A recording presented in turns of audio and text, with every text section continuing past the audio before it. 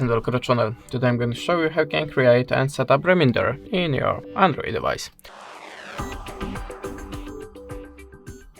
So in the first step we have to open the Google folder and look for the calendar. Now just click on the plus and choose reminder. Type the name of your reminder, like meeting. Choose the time range for that, or just the hour. Now just click the save,